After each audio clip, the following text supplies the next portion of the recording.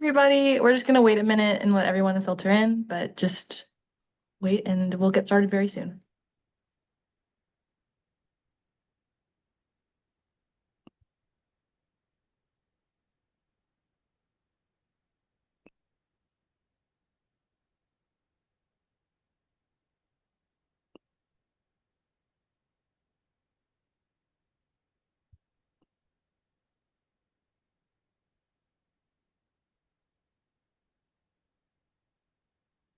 Uh, okay, I think we're going to get started. Okay. Good morning, everyone.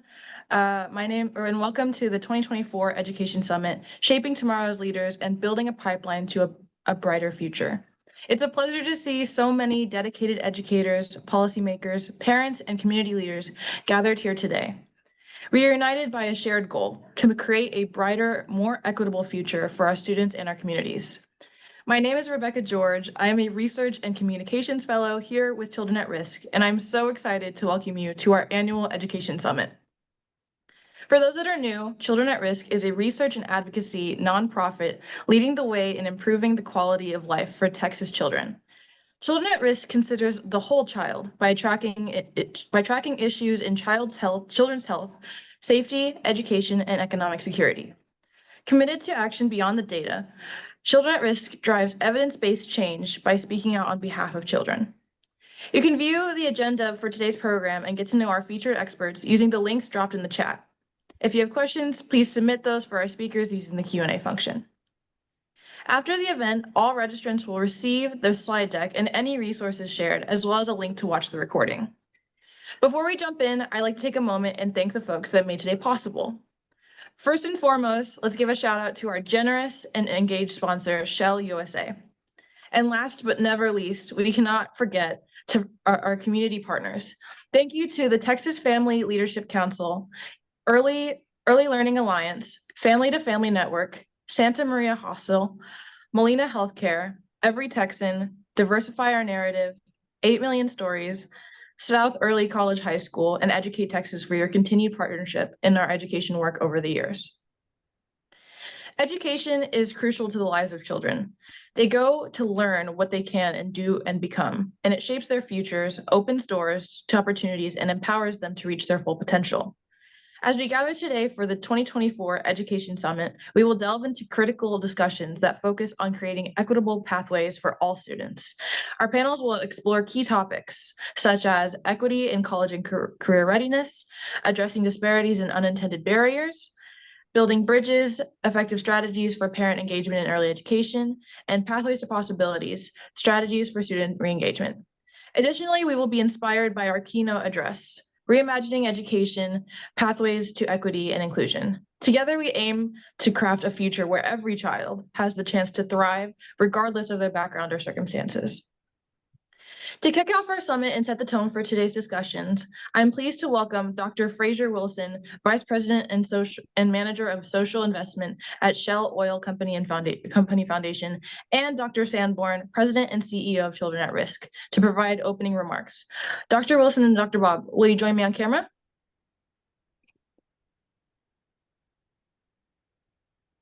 We're here.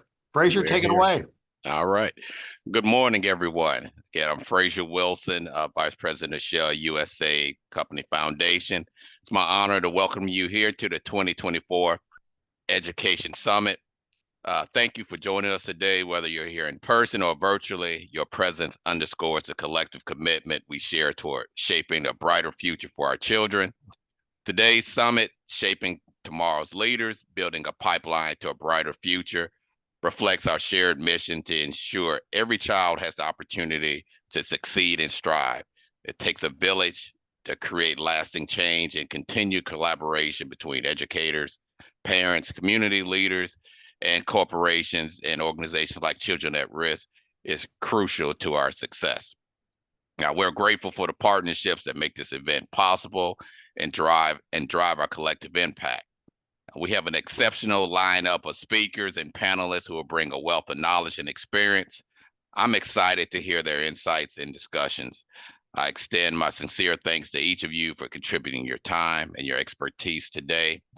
As we navigate today's session, I encourage you to engage actively, share your perspectives, think about how we can implement the ideas discussed in our own communities, and together we'll build a pipeline for a brighter future, ensuring that all children have the opportunity they desire.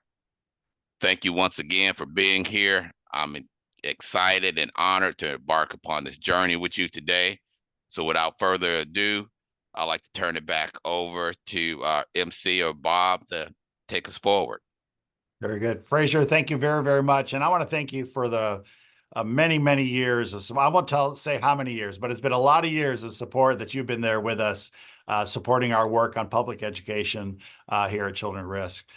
Thanks, Frazier, and I look forward to talking to you again soon.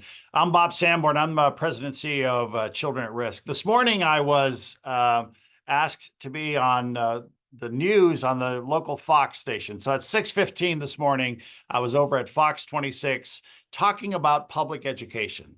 And it wasn't because we were having a summit today. It was because of the interest that there is, not only what's happening in the Houston Independent School District, but what's happening all across the state in regards to public education.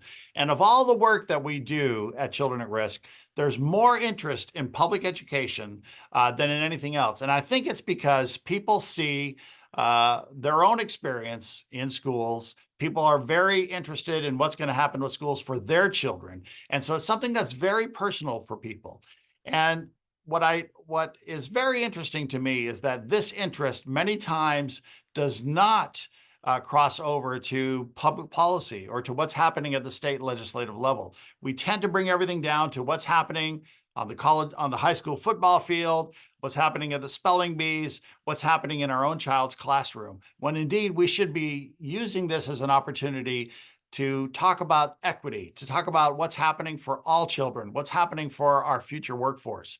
When we look at the state of Texas, 10% of all the children born in America are in Texas. They're in Texas. And when we look at our schools, we have 10% of all of American children are in schools in Texas. When we look at those kids specifically, we see that 65% of all the school children in Texas are from low-income families, meaning that they sort of are behind the eight ball, that they have obstacles to that success. We also can see that 70% of all of our children in Texas are children of color. 30% of all the children in Texas are immigrants or children of immigrants. 23% are emergent bilingual learners in our state. And when we look at accountability, we're distressed because what we see is that kids are not at reading levels that they need to be at. Too many kids are way behind. Too many kids are way behind when it comes to accountability at 8th grade math. We see time and time again that our kids are not where they need to go. Now, when we look at the span of 20 years, what we have seen is that for kids that are coming from low-income families, things are better. They're just not as good as they need to be, not even close to where they need to be, but we've gotten better. We've seen in early education that key part of early education is better in Texas, and that's allowed kids to have greater academic performance because kids who do well in early education, kids who have a quality full-day pre-K or earlier education are going to do better academically. The other area that we really need improvement on is in mental health in our schools. We haven't talked enough about mental health in our schools. I'm not sure we're going to talk enough about it today, but I think this is another area, especially after the pandemic, we've not seen enough in terms of those things that are going to really help our kids perform. One of the things that we know is that as a workforce, we're producing a lot of jobs. We have a vibrant economy in Texas, but are we sure that we're doing enough? And I'm sure we're not doing enough to get our kids ready to be part of that workforce, that 1.7 million jobs that are going to be produced in the future. One of the things we've spent a lot of time at the state legislative level doing is figuring out how do we do new things for public education instead of reflecting on those exact same things that we know where there's evidence that have made our schools better. That early education, those things that we see working in the Valley, in Dallas. We see school districts that are overperforming. We need to do more in terms of replicating some of those things in our schools instead of at the legislative level, not funding our public schools and trying to think of new things. This year, we need to understand that public education needs to be funded at the state legislative level. It's not happening. It hasn't happened for the last 2 years. We've run out of pandemic money that the federal government is doing. So we need to make sure that we fund public education accordingly. This year, we know that vouchers are going to be on the agenda. And for the first time, there is a probable chance that vouchers will be passed in Texas. One of the things that we want to make sure is that that accountability that we've been so proud of in Texas gets translated to what's happening with vouchers. If people are going to take money for vouchers in private schools, there needs to be accountability. We need to make sure that we're monitoring that so that if it's happening, we know where the kids are learning and where they're not learning, and we could act accordingly. I am excited about today. Rebecca's here because I'm going over time, and I'm so excited that she's going to be the moderator today, sort of keeping things in order. But she is a great example of today's youth in action, and so we're excited to have her here. I'm so excited that Martha from Tomball is going to be our keynote speaker. We have a great lineup today, and I want to thank all of you for being part of this fight, part of the fight to have better public education in our country, because we know that for those of us that are first-generation college students, for those of us that grew up in poverty, many times that bridge has been public education. So thank you all very much. Over to you, Rebecca. Thank you so much to Dr. Wilson and Dr. Bob. And to really kick off the content of today's event, we'd first like to set the stage and answer who are we really talking about today before we get going. Let's begin with a look to the data landscape in the state of education in the US. We're going to move through these quickly, but registrants will receive a copy of the slides shared today, so don't fret about taking detailed notes. Delivering this presentation is data fellow for Center for Social Measurement and Evaluation here at Children at Risk, Ian O'Keefe. Ian, will you join me on camera? Yeah, hi, Rebecca. Good morning, everyone. I'm going to give a brief overview of data related to the current state of public education in Texas, with a focus on special populations as well as outcomes of third grade reading and eighth grade mathematics results on the annual standardized STAR exams. Next slide, please. The latest reports released by the Texas Education Agency, the TEA, from 2023 show 5,518,432 students currently enrolled across Texas in public schools. This is a rise of 2% from the 2021-2022 school year. Next slide. Unfortunately, we have seen a growth in the number of students in the Texas public school system who are considered at risk of dropping out of school. Students are considered at risk of dropping out if they do not advance from one grade level to the next between school years, if they are pregnant or a parent, or if they have limited English proficiency. Roughly 2.94 million Texas students are in this category, which is over half of the student population. Texas utilizes after-school programs to provide supplementary assistance to tackle issues related to dropout. And they also operate many specialized programs that serve at-risk schools and students. Our Communities in Schools of Texas, CIS of Texas program gives students a community of support and empowers them to stay in school. Next slide. And we have here the latest figures for some of the special populations we were talking about. Economically disadvantaged students are identified as kids who qualify for the USDA free and reduced lunch program. 3.4 million Texas students are considered economically disadvantaged. Between 2021 and 2022 and the 2022-2023 school year, the number of students identified as economically disadvantaged increased by 132,000 roughly, or 4% to 62% of the total student population. For comparison, the national average is 53.3%. Next slide. 1,270,533 students are classified as EB/EL, meaning they are an emergent bilingual student or an English learner. The percentage of students identified as emergent bilingual students or English learners grew from 17% in 2012 and 2013 school year to 23% in 22-23. Next slide.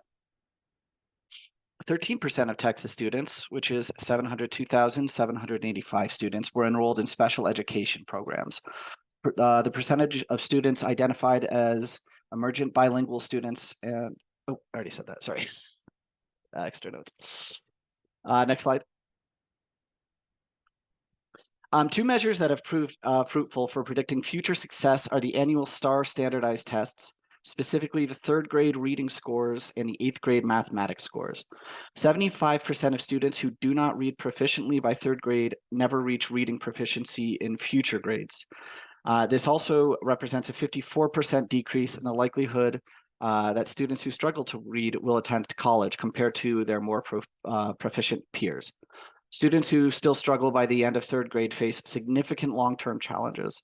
First, given that 3rd grade marks the shift from learning to read to reading to learn, struggling readers are at greater risk for falling behind in all other subjects and are less likely to attend college or secure a living wage job. Next slide. 46% of students met the STAR standards for 3rd grade reading for the 23-24 school year, while 28% did not. We can see an increase in scores immediately post-COVID with a steady decline in the years since then. Next slide.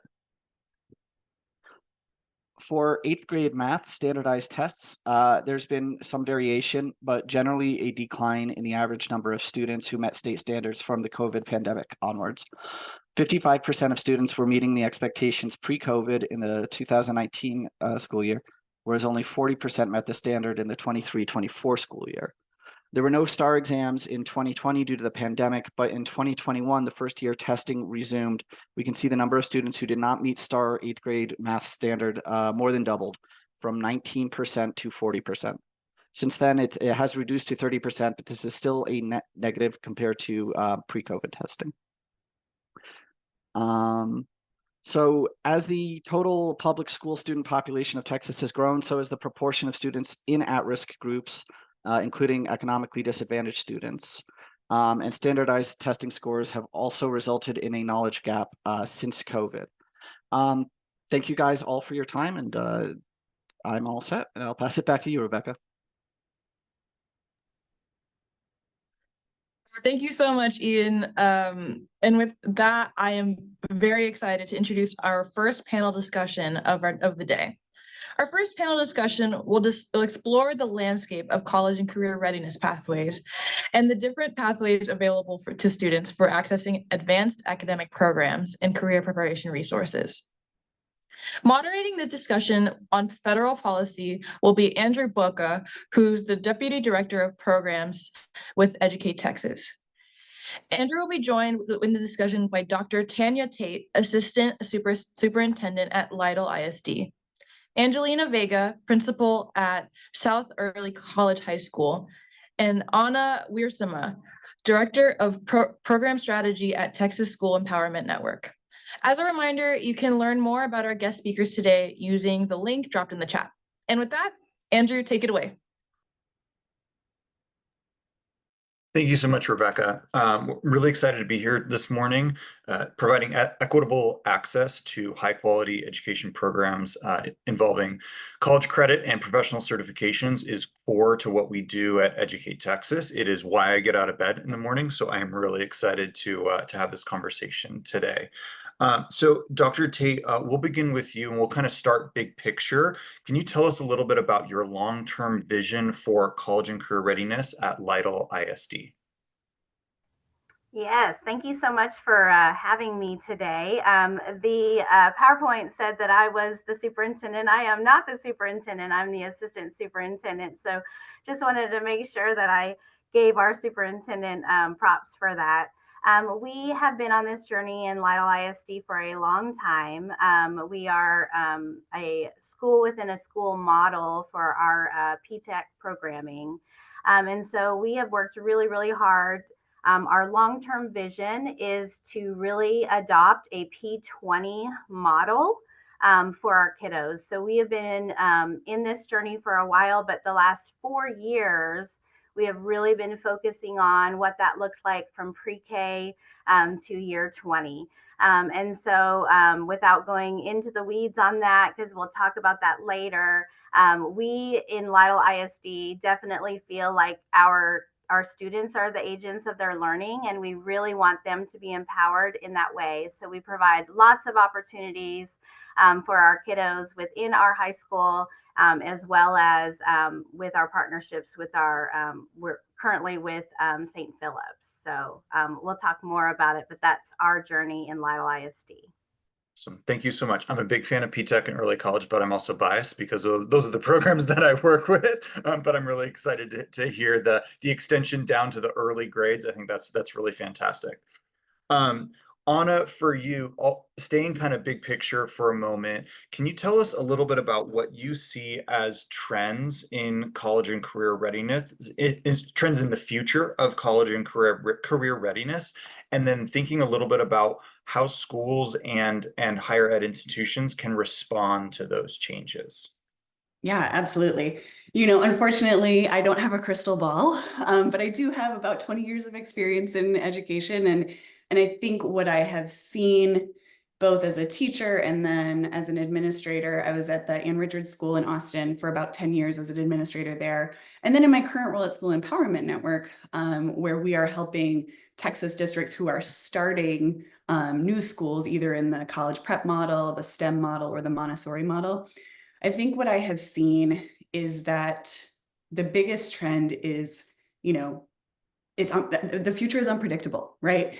And what the communities are telling us where we are starting these new schools is they need future ready graduates.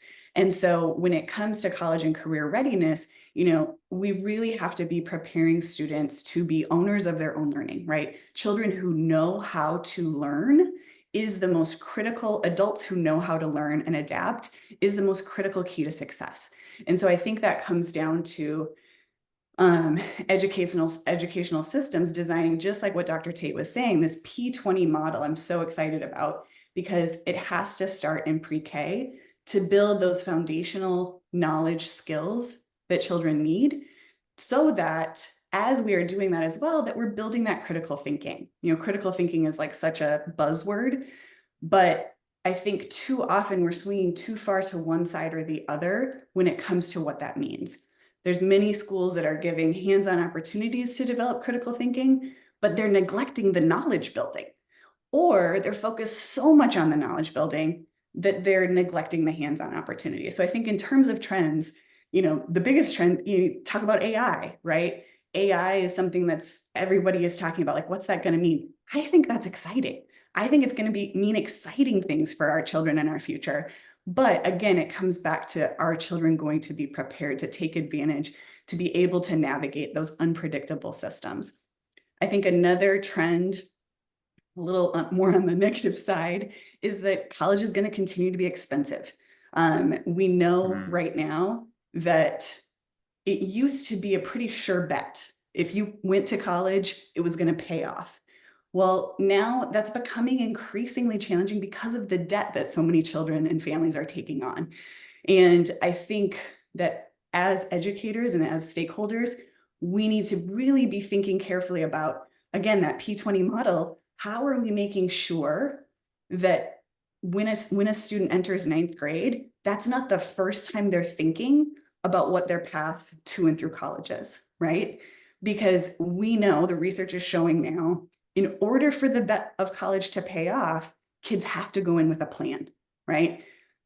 Feel however you want about that. If that is that unfair, is that, they're not having a chance to explore, whatever that is, it's the truth.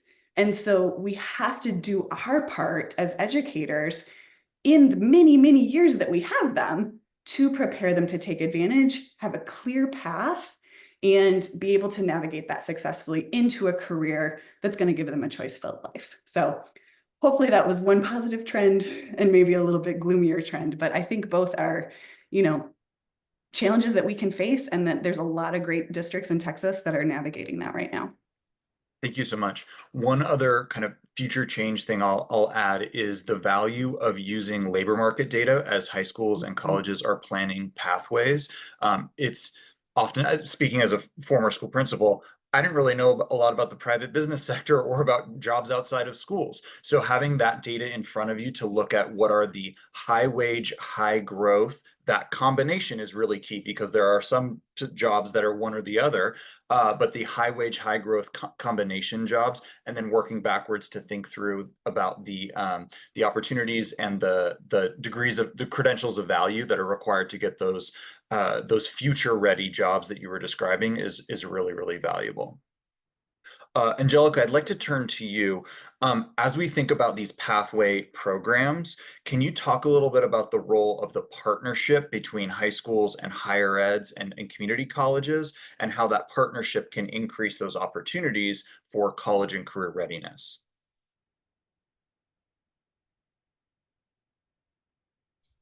Hi, thank you for having me. My name is Angelica Vega. I'm the principal at South Early College High School.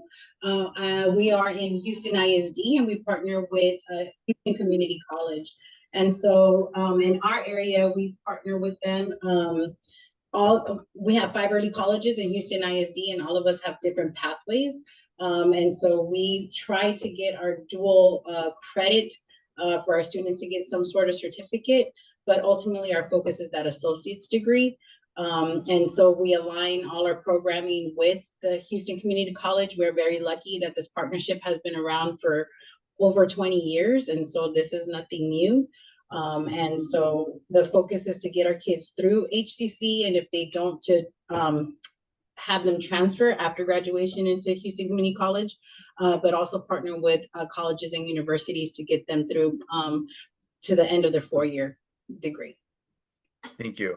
And then, Angelica, sticking with you for a moment, one of the challenges that we see in our work at the 544 early college and P-TECH programs across the state is the number one obstacle that happens to me all the time in my office. Is the TSI. The TSI is the single most challenging barrier. It represents the single biggest obstacle to access to dual credit and the dual credit credentials that come with it.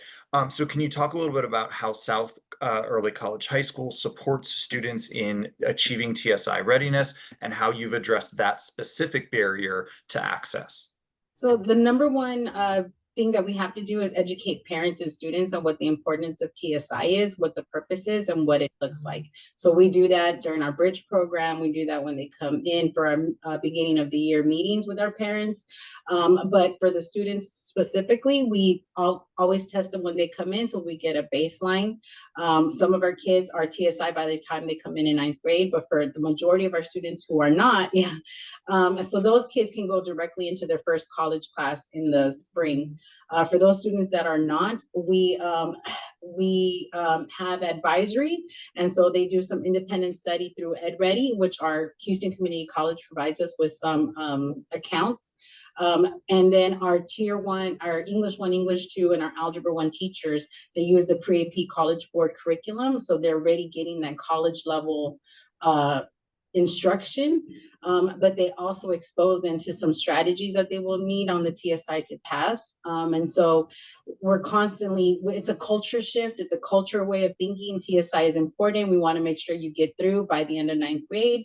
If not, hopefully by the end of 10th grade, so you can get into English 1301 and 1302. So, you know, we have a culture, we have a process in place, and our teachers are all trained to support are 100% TSI ready by the end of 10th grade.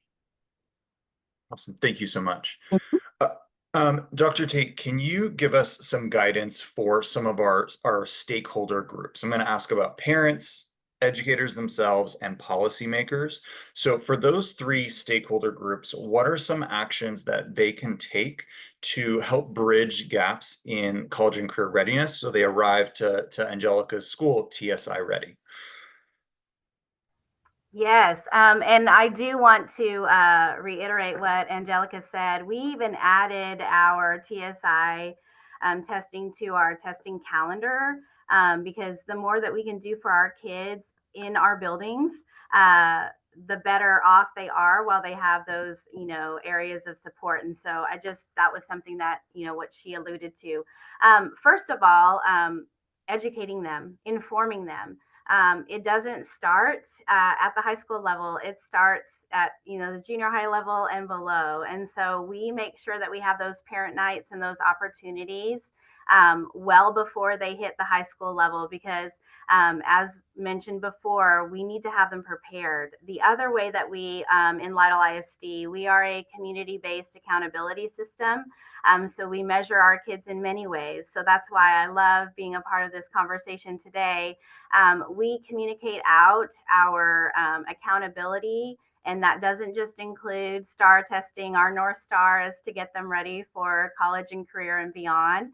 And so we do that with our board, we do it with our community, we do it with our website. If you go to Lytle ISD, you're going to find all of it. Another piece of advocating was mentioned by Dr. Sanborn at the beginning of this conversation is advocacy. Educators, we are so busy all of the time, and we need to be sure that we're advocating for policies that help our kids. So right now, there is a public comment time for the School Board of Education. And so I personally was going to go to public hearing, and they changed the time of the public hearing that day. So I wasn't able to go to Austin. So instead, they got a letter from me in letting them know that I am in favor of HQIM and that they need to be going through the review process with IRMA based on House Bill 1605. And so funding is a huge piece of this. And so if they don't hear from us, then they just think, no news is good news. And so we need to make sure that we're advocating with our legislator. We need to advocate with our parents. We need to introduce them to the pathways early. And then we need to have all of those communication areas, parent nights, those types of things. I mean, I think that's old hat. I think you need to be in front of that in all aspects of your school community and always be informing them and being very transparent about what is offered in your school. So those are the things that kind of came to mind when I was looking at this question before today. Thank you so much.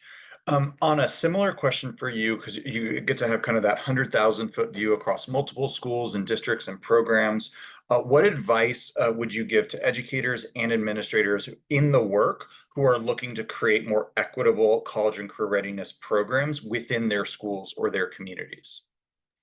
Yeah, absolutely. I think from a school design perspective, because I think Dr. Tate did a beautiful job of covering like all of the outside of school things as well. But from a school design perspective, I think what's really critical is if we are serious about this mission of college and career readiness for our students, it can't be an opt-in model, right? It can't be that some children are in, the college and career classes and some aren't.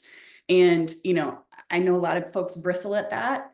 But if we're serious about preparing children for lives where they can really thrive and transforming our communities, then we have to engage them in this rigorous curriculum, robust experiences that are truly preparing them for college and career. Because if we continue to have it as kind of this like opt-in model, we're going to continue to get the results that we get, which is some children are college and career bound, and then some aren't. And so if we're saying that some children aren't college and career bound, what are we saying? That's not what we're here to do. That's not what we're here. So I think from a school design perspective, if you're launching a college and career model or in the district, I think one of the first steps is really building belief in your community and in your staff. And so building belief that this is necessary, but also that this is possible. So showing them places where this is happening, but then providing robust support for your teachers and your staff, right? I think back to what Dr. Tate was saying about funding, the number of teachers that are now in classrooms that are not trained or not certified is staggering. And that's because we're not paying them enough. And we're not putting systems into place that is providing the right training for teachers, right? So what we are asking teachers to be able to do to take children from all walks of lives and prepare them, that's challenging work. It takes really smart people that can do a lot of different careers. And so we need to be able to support them. And I think also looking seriously at HQIM, I've become a huge fan of HQIM as well. But again, it's one of those things that it takes time and resources and support to implement it well. And so I think there's a lot of possibility, but we have to commit that this is what all children deserve. And if we're saying that, then that also means we've got to raise the support for what these children, what they need. Yeah, that culture and adult belief piece is so important. When I was a school leader, one of my mentors told me that the culture of your school will be the sum of millions of micro interactions more than anything. And so when a student hears, an offhand comment from a teacher of you can't do this or you shouldn't be in this class, that is extremely powerful. And so the work that we often did was to ensure that every adult in the building was just as zealous as I was about every kid can and will achieve at these levels, be challenged with this material, and get college credit. And that level of work in terms of adult culture and belief shouldn't be underestimated. So I really appreciate hearing that. For our kind of final round, I'm going to ask the same question for everyone. Thinking about what about obstacles and barriers to access, what is the one obstacle or barrier that you are thinking most about? And what is one strategy or solution or thing that you're going to do to address that specific barrier? So what's the one barrier that is on your mind most? And then what is your strategy or way to address or remove that barrier for students? And I'll let whoever is ready hop off mute first, and we can go in that order. I don't mind going first because this is Thank you. something that our teachers were in the beginning of pre-service. We started school on Monday. And when we talk about dual credit, there's scheduling issues, there's connecting with the college. But the main thing that I talk to my teachers about is that college mentality and what are those college skills, because we can get them TSI ready, we can get them enrolled in classes. But if 50% of my kids are being put on probation at the end of the semester, that does not help the goal. And so talking about what can we do now while they're with us to prepare them for those college classes, how to interact with the professor, how do you communicate, how do you check timelines?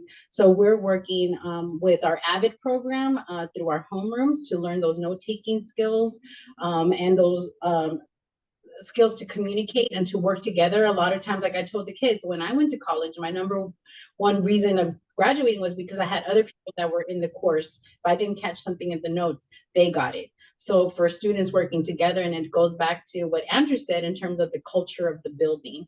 And so we're pushing students in English 1, English 2, Algebra 1, Geometry to work as a team, to have that communication, to do that note-taking, access your resources. Those skills are translate when they get to English 1301, 1302, Math 1314, and we'll have less students being put on probation. And what scares me is that these transcripts are forever. If you have 6 W's on there, that goes on with you if you're 30 years old. And so I want to make sure that they're successful when we do put them into those courses. So thank you so much. I'm happy to go next and let Dr. Tate close us out. I think where I'm really focused right now at my work at School Empowerment Network really comes from my experience at Ann Richards of a 6 through 12 model. And, our students at Ann Richards came to us from all over the city. Majority are coming from families, low socioeconomic status. Majority of their families had not been to college before. And so they're coming from a lot of different elementary schools as well. And they would come to us, some with a ton of core academic skills and experience in the world, and some with very little, right? And so it was incumbent on us as the 6th grade team, those folks had to really rally to close those gaps as quickly as possible. And fortunately, I think our team did a good job of that. However, that is a tough mountain to climb. And I think Ian did a great job of painting the picture in that data that he presented. It's really about 3rd grade, right? And so that pre-K through 8 space is where it's critical that children are getting what they need so that when they're coming into middle school, when they're coming into high school, and those college and career opportunities start to kind of make themselves known, kids are poised both academically, but also those social emotional skills of self-advocacy and collaboration and communication. They're poised to take advantage of them.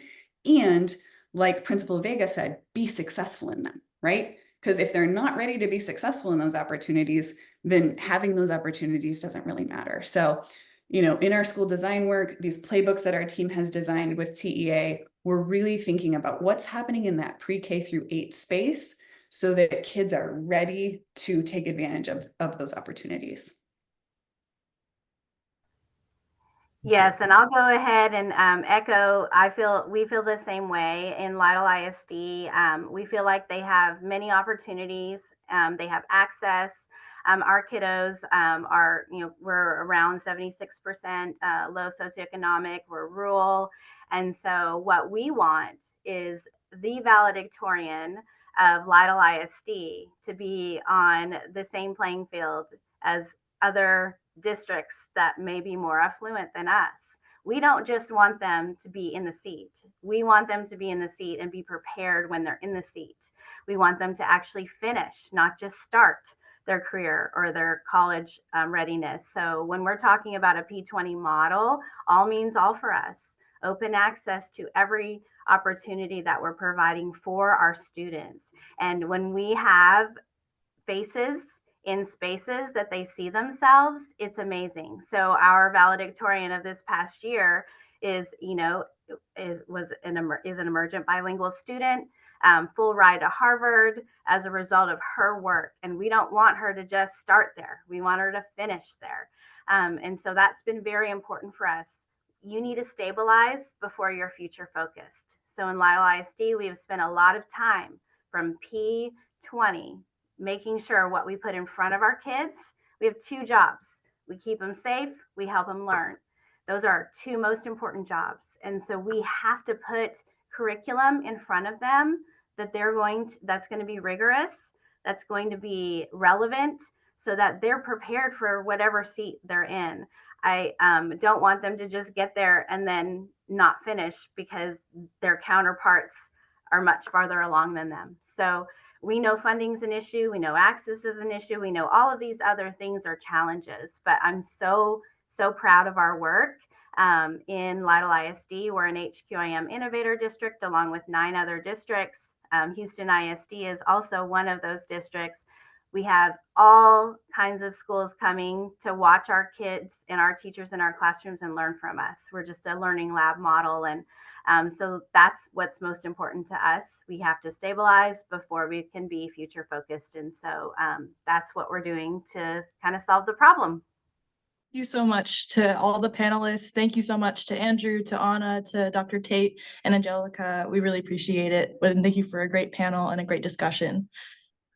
We've explored the various educational programs and career preparation resources, shining a light on the experiences of diverse student populations and the systemic factors that shape these opportunities. Now let's shift our focus to our keynote address. It's time to delve deeper into how we can reimagine education to foster equity and inclusion for all students. Please join me in welcoming Dr. Martha Salazar Zamora, the superintendent of Tomball ISD, for a thought-provoking talk on reimagining education, pathways to equity and inclusion. Let's give a warm welcome. Thank you so much, Rebecca. Give me just a minute. Okay, it's saying, can you share right there? We go. Very good. Thank you. Okay, thank you so much, Rebecca. And thank you so much to Dr. Bob and everybody at Children at Risk for asking me to spend just a few minutes with you talking about building a pipeline to a better future as we reimagine education and pathways to equity and inclusion. Topics that are so extremely important. I am beginning my 38th year in public education, and I am so proud to be the superintendent of the Tomball Independent School District. I am currently the superintendent of the year for the state of Texas and a national finalist, and of course, your TASA president. But I really want to talk a little bit about the journey in Tomball. When I arrived in Tomball ISD 11 years ago, we had 9,000 students. We currently have 23,000 students. So if you do the math, we have definitely grown in the last 11 years. So we are considered a fast growth school district. I actually serve as president of the Fast Growth School Coalition for the state of Texas. But with that growth, a lot of things have happened. With the growth, we have done, I think, a very intentional job of ensuring that the curriculum and that the student focus has remained at the forefront, and you'll see that with the results. We are a majority minority district, and we now have a total of 83 and counting languages spoken here in our district. On the first page, you see one of my favorite pictures. It was recently taken on the day of the opening of our Early Excellence Academy. It is our first pre-K center, and we're very, very proud of not just our early excellence, focusing on where education truly starts, starting at the home and then coming in with our young children. But this is important because we know this is the basis, this is the foundation of a strong literacy program and a love for learning. In Tomball ISD, we love to say we want for every child to find a place to belong, a passion to pursue, and a love for learning that serves them well beyond the years they are with us. We don't have them for long, but while they are with us, we want to ensure that they have the very, very best. We also, let me see. There we go. We also have a couple of things I want to share as we talk about the growing opportunities in our district. I couldn't put everything on here that I wanted to, but I do want to highlight our very strong two-way dual language program, which we put into place when I arrived in the district. It is a very successful 50-50 model, and one in which I truly believe in. I think it's important that we understand the importance of multiple languages spoken by our students. And of course, research continues to show us how well students that speak multiple languages perform. I want to talk a little bit about the partners that we have as we look at reimagining education and the pathways to equity and inclusion. We are in Tomball ISD a model PLC district, one of very few in the state and even fewer in the nation. But when we think about what happens in professional learning communities, I want you to know that we very often focus on the importance of pathways to equity and inclusion and ensuring that equal access for all students is important. It's alive and well, and something that is one logo we're very proud of. We also partner with the Holsworth Center for the Leadership Pipeline, and that has been a great partnership. It was an 18-month partnership, and we're proud to be a Holsworth district. But part of that was to ensure that we looked at the leaders of today, what skills do they have, and what will they need? And it's really helped us reimagine how we look at the pathway in leadership, whether you're a campus leader, a district leader, or beyond. That is something that we're very proud of. Of course, this is an accolade that we received amongst many as the #1 best school district in Harris County. And I want to show you the straight A rated by the Texas Education Agency accountability. We know there's been some litigation around accountability in the state, and prior to that, and when we've done the figuring, the mathematic calculations in the district, I'm proud to say that we continue to be an A-rated school district. And we know that that is just one piece of the child, one piece of the puzzle. I loved hearing from the panel a bit ago about what it takes as we project all the way through college career, P-Tech, P20. It starts at the beginning of an early excellence, pre-K, and then all the way through and then beyond. I'll talk about our P-Tech center in just a minute, but I want you to focus at this middle picture right here. This is something I'm extremely proud of. It is quite rare, and it's a whole nother conversation in itself, but I call myself an entrepreneurial superintendent, because coming out of COVID, we had to reimagine education in a different way. And I can think of no better example than this example right here to share with you. We were going to create, or we did create, the Academy of Energy and International Business. It was going to be the first of this kind in the state and the second in the nation. But unfortunately, COVID made things, we had to go in a different path. It changed our direction. The partner that we had was BJ Services. And unfortunately, BJ Services went bankrupt coming out of COVID.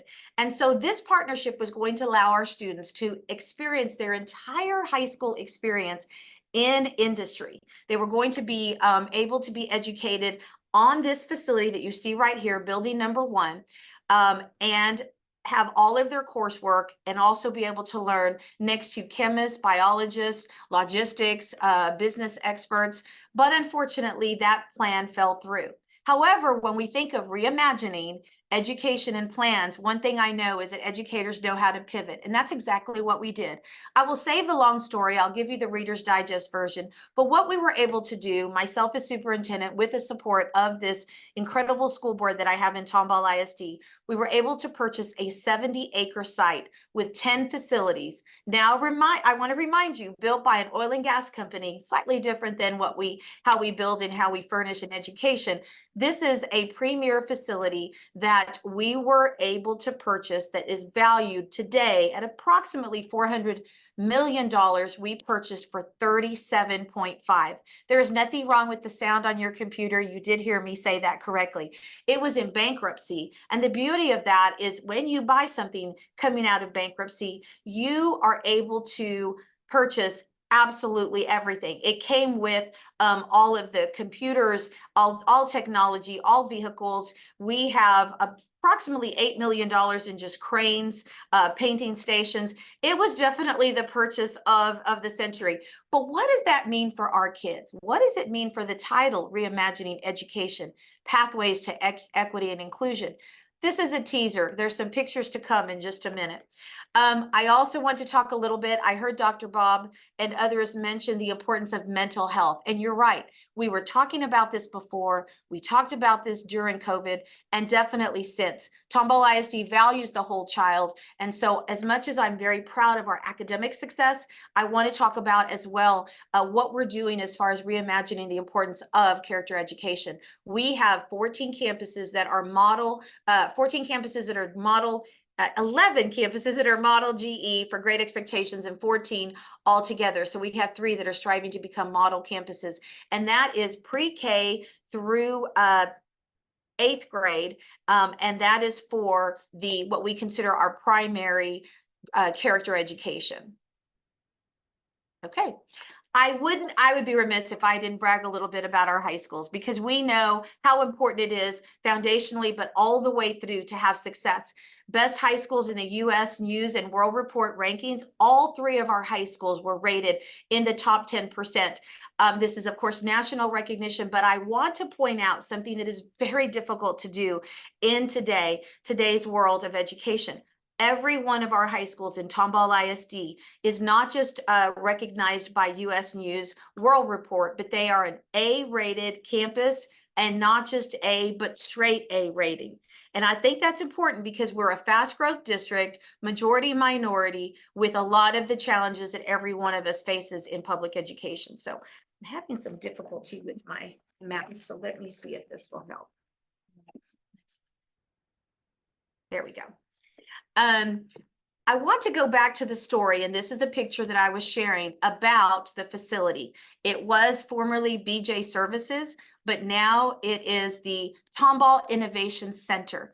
Now what we have housed here is our early college high school and our P-Tech. We have an extremely successful early college high school, and we just graduated, I believe, our 4th graduating class. So we've had that for some time and are very excited about our new P-Tech, which focuses on allied health, medically related students that are interested in going into the medical field. I love that partnership. I serve on the hospital board for HCA. And what I love the most about this is students that want to go into this field are able to graduate with a diploma from Tomball High School, an associate's degree, and as long as they continue working at HCA will continue funding their education, which is, it's just really remarkable when you think about that. We're very proud. I'm very proud of the fact that at our early college, we have had the last several years, 100% of our students. So think about that. These students are selected by lottery, and 100% of our students have graduated with a high school diploma and an associate's. Very, very proud of that.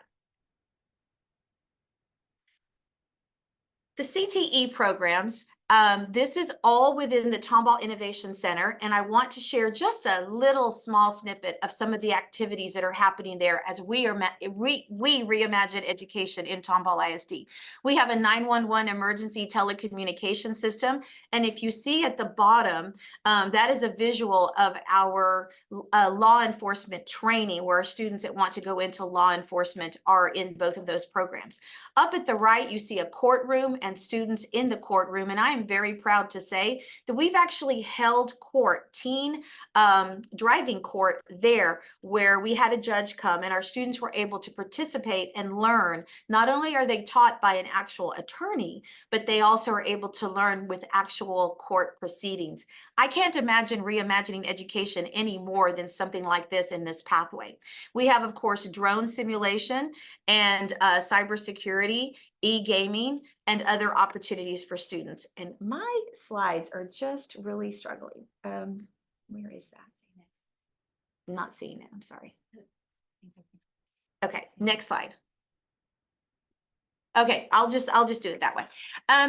I want to first of all make sure that everybody understands this is not a Tomball plane. I really, really wish it was, but it's not. It's just a picture. Our plane is actually a donated plane.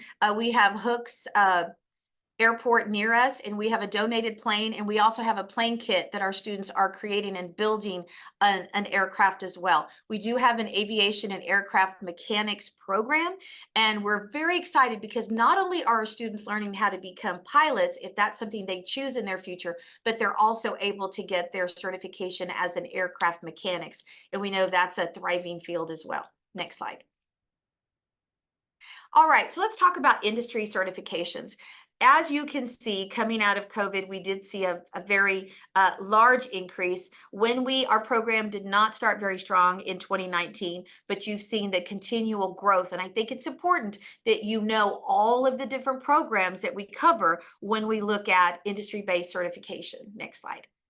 Now, this one's a little hard. This next one's a little harder to see, but we have certifications in agriculture, agriculture construction, arts, AV technology, communications, business education, engineering, health science, hospitality and tourism, information technology, law and public service, manufacturing, and of course, transportation.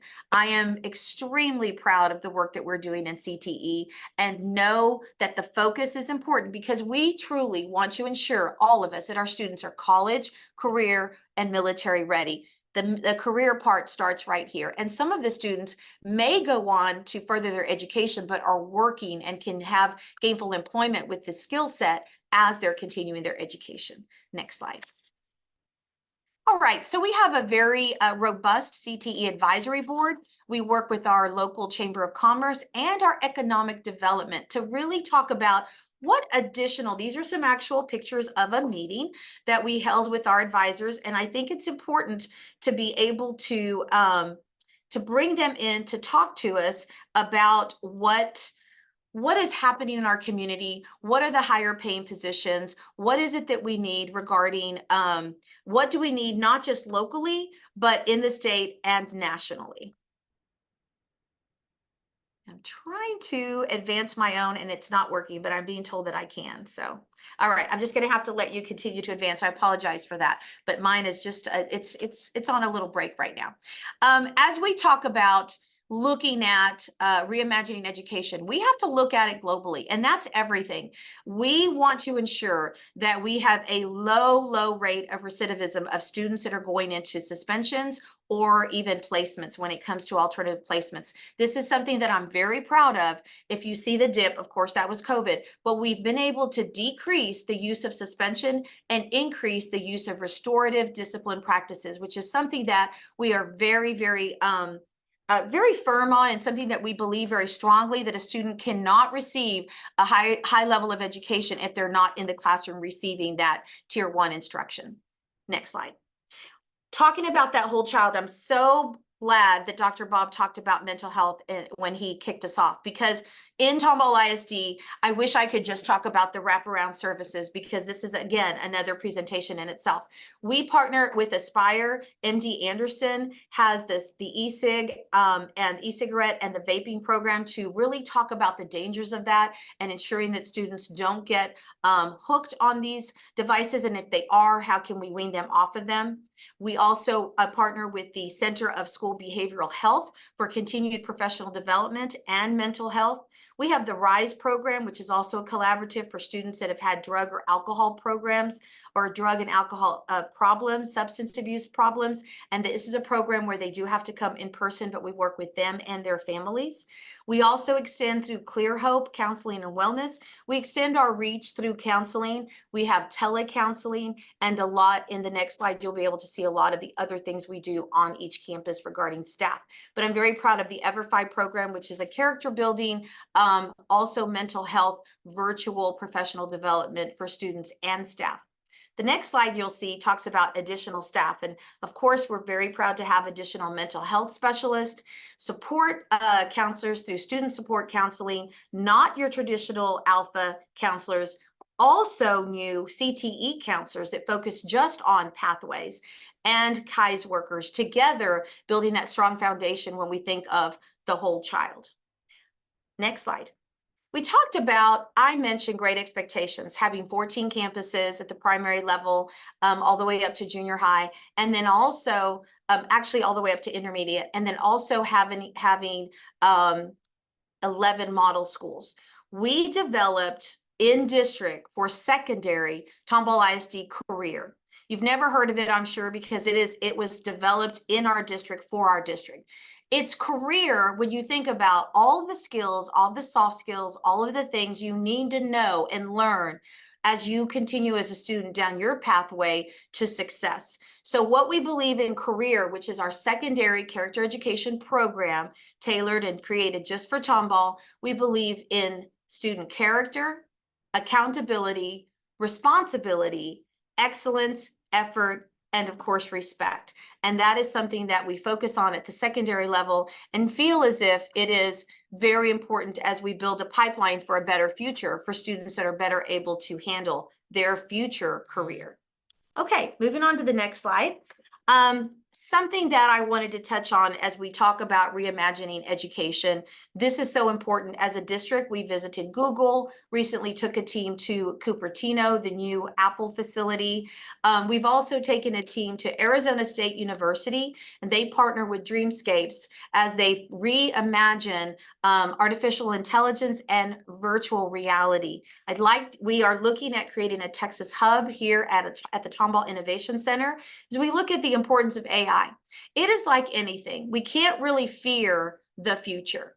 We need to focus and understand it better to be able to better equip our students. This is another example, though, that our students may have more skills than our staff. So it's something that we need to partner to ensure that these tools are not used in a negative way, but they're used to enhance and elevate what we are all doing in education. So we currently partner with Gemini, an artificial intelligence tool that's designed by Google that helps us, also a generative artificial intelligence chatbot developed by Microsoft. That's something that we're using in the Tomball district. And the next slide will show some additional tools that we're using. We've partnered with PowerBuddy. That's through PowerSchool, personalizing AI-driven support, fostering engagement, but that's for the overall experience. I want to now look at Prisms, which is at the end, and then I'll come back to the middle. Prisms is an actual virtual reality where students put on the actual glasses, and they have created interactive and very engaging virtual experiences for our students, and we're very excited to be able to provide this opportunity. So imagine you are a student that's going into a science lab in all the ways that you, all of the viewers today, all the participants had a traditional science lab. We have traditional science labs in Tomball. But imagine suddenly you can put on the capability of virtual reality and you are suddenly immersed in the body of a dolphin. And you are looking at cancer cells within the dolphin, and you are able to learn and truly have this tangible, somewhat tangible, virtual tangible opportunity to engage in the learning. Imagine that I transport you as we're talking about Italy, and you are suddenly at the Colosseum, or you are suddenly at the Vatican, and you're able to see and almost feel as if you can touch that experience. We can transport you into different places, but allow the learning to take place. That to me is reimagining education and a pathway for all, keeping in mind equity and inclusion for all students. I want to talk quickly about school, which is an educational educational technology platform for our advanced students. Obviously, we're very proud of the success rate of our students, but we also want to utilize the AI tools for advanced placement, physics, advanced literature and composition, and other AP research courses. We have an incredible capstone program here in Tomball ISD that we're very, very proud of, and we continue to look at AI. It's not something to be feared. Do we all have? Yes, I have AI on my phone. I definitely use it for different times, for different reasons, but I think it's something that we need to learn from and not be fearful of. Learn from our students, learn from the experts, and there are so many. There are dangers with this tool. We know that, but it's like anything. We need to be aware of the dangers and ensure that our students don't fall prey to them, but also learn from them. Last slide. I love that Dr. Bob and others talked about, and I want to echo the call for funding for public education, but I also want to advance that call for advocacy. Never has there been a time that the voice of public educators, anybody connected in support of public education, must find their voice, must use their voice. We are doing so very much, but it is critical that that sliver of pie doesn't get smaller and smaller and smaller. I do believe that the vouchers may pass. I know that the votes are there, unfortunately, but I am not somebody to lament what has happened. I will be future forward and focus on what we can and will do. The future of public ed depends on everybody that is participating and your reach, everybody else that you can communicate to that can have impact on those that are making the decisions legislatively. It is imperative for the future of Texas public education that we look to see what's happened in other states, that we've looked to see what is happening in Texas and ensure that we stop the bleed, honestly, and that we focus on our students from pre-K to 12. They're counting on us to do the right thing. So who can help? I think you can all help, but I will say, count me in. I want to count all of you in as well to ensure that we're all exercising, finding our voice, using our voice, exercising our voice to advocate for everything that this summit stands for. I want to again thank you. I'm about out of time. I think I have 1 minute to spare. I'm very appreciative for the opportunity to share what we're doing in Tomball, how we continue to reimagine education and the pathways to equity and inclusion, because it is truly all about those pathways as we build a pipeline to a better future. Thank you again. I appreciate your time. Thank you so much, Dr. Salazar-Zamora, for that inspiring address on reimagining education for equity and inclusion. Thank you. Bye-bye. As we continue our journey today, we turn our attention to the foundational years of learning and the pivotal role parents play in this process. Our next panel, Building Bridges, Effective Strategies for Parent Engagement in Early Education, will delve into how parent involvement can shape children's academic and social development. We will explore the challenges and successes in fostering strong partnerships between educators and families. Please join me in welcoming our panelists as we discuss these vital strategies. I'm excited to introduce Human Resources Executive Asha George, who will moderate the conversation today. Joining her is Dr. Jessica Carter, Executive Director at Parent Teacher Collaborative, Mara Gilliard, Director of Programs and Partnerships, Latinos for Education, and Coach Gaffney, also known as Coach Mental Health, Tier 1 Universal Mental Health Supports Coach, Trust-Based Relational Intervention Practitioner, Family, and Community Strengths Finder and Practitioner. Asha, take it away.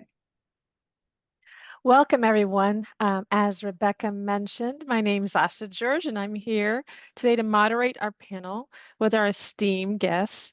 Welcome, Dr. Carter, Mara, and Coach Gaffney.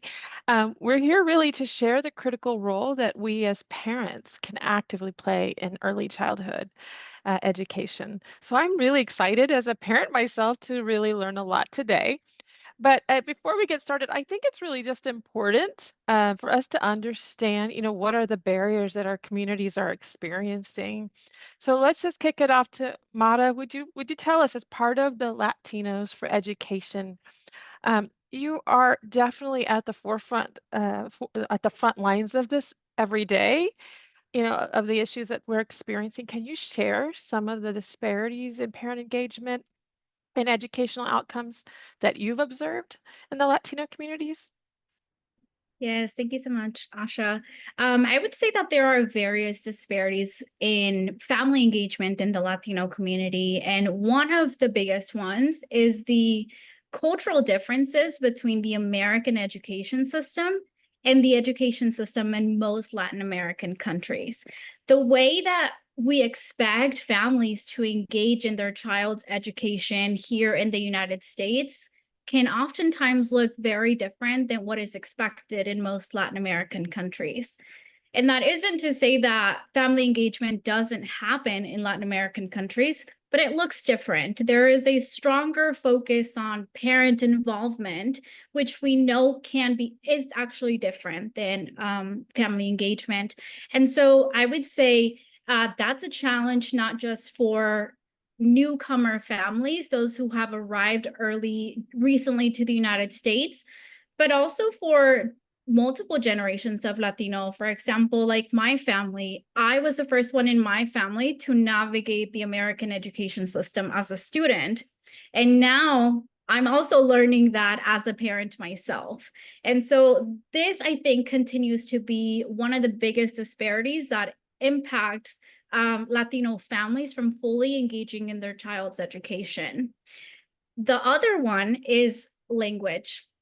Many Latino families or some Latino families may not be fluent in the English language.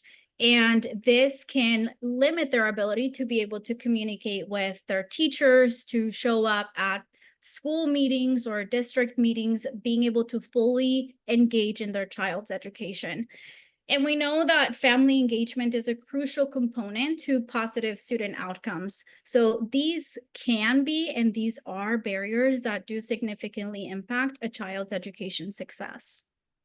I love that insight, Mara, because as we think about cultures are so different, and often we forget that because of that, our education system and the expectations are also different. So thank you for sharing that insight. Coach Gaffney, as a mental health professional, can you share some of the common barriers within communities that impact family education, family engagement and education that you're seeing? I think you're on mute, Coach.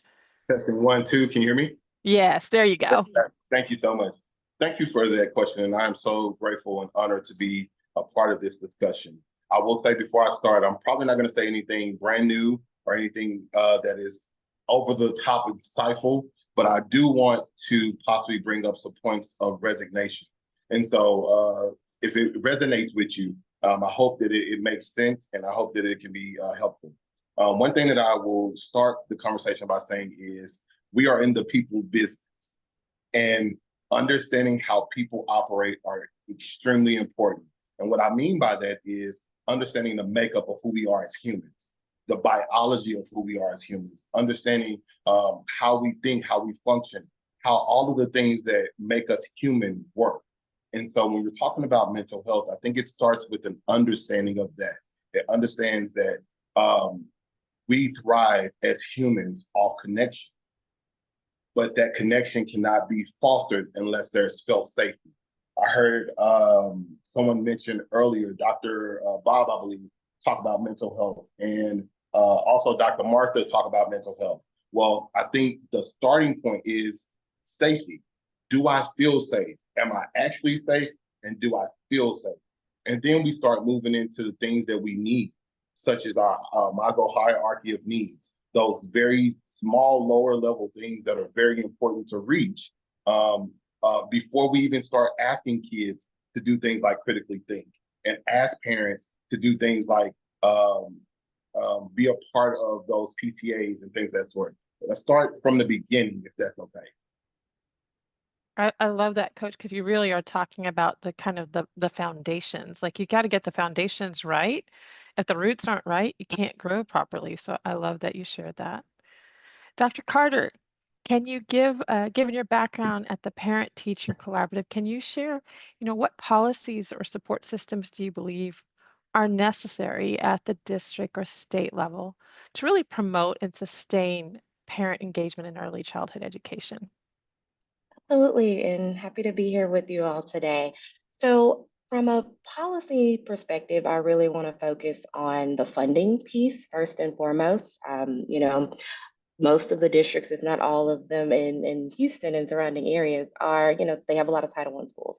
And with that comes the Title I funding that, has certain percentages that should be earmarked for parent and family engagement. And this can cover programming, it can cover events, it can cover things to remove some of those barriers that, we've just talked about in terms of language accessibility, in terms of, making opportunities for parents and families to be part of PTOs or to attend campus events more accessible. Beyond that, I would also really like to see more support for training and professional learning for educators at all levels on how to work more effectively with parents, families, and even community members, getting kind of grouped into that bunch as well. Because as I found in my work with the Parent Teacher Collaborative, in almost every community, there are people that want to help students and want to help schools, but there are a lot of barriers, both systemically, personally, professionally, that keep people from being able to do all that they can and would like to. And so our districts, I think, would really do themselves a great service by rethinking what family engagement can look like at all levels and having policies that, have that funding and make a better use of it because the money is there, improving the staffing and training, and then also measuring and evaluating how these parent and family engagement programs are working.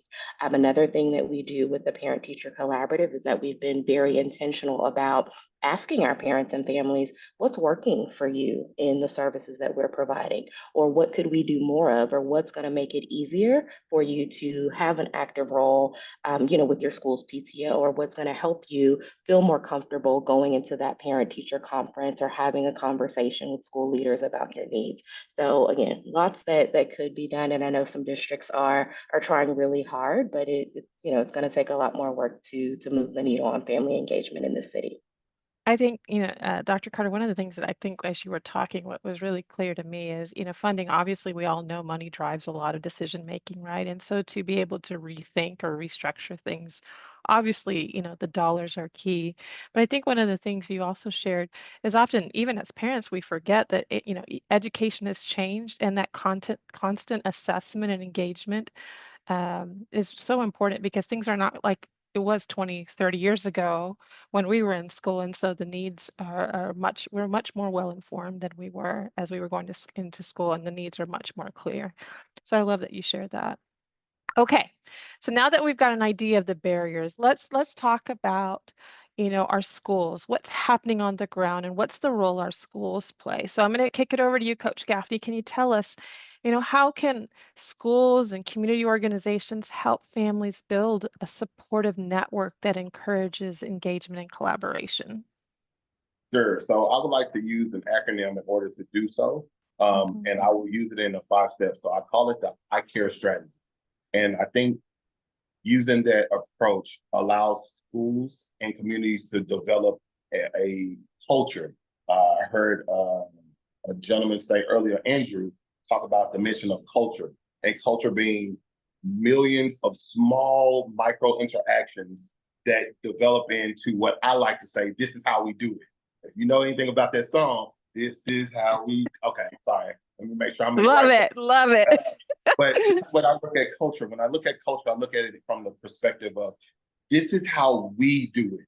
And so creating that collective we is extremely important. And the way that you do that is first investigate. Investigate your community, investigate the things that are around you, investigate the barriers, investigate and be intentional. I've seen it so often where schools move leadership and there's no true intention in looking into the makeup of the school. So school principal leaves, the school administrator leaves, and someone else comes in, and there's no replication of what's going on with this school in every sense of the word, from the halls to the community to the street. The second thing is C, capture. Capture what people are after. What are those goals and visions that they're looking for? The A is affirm.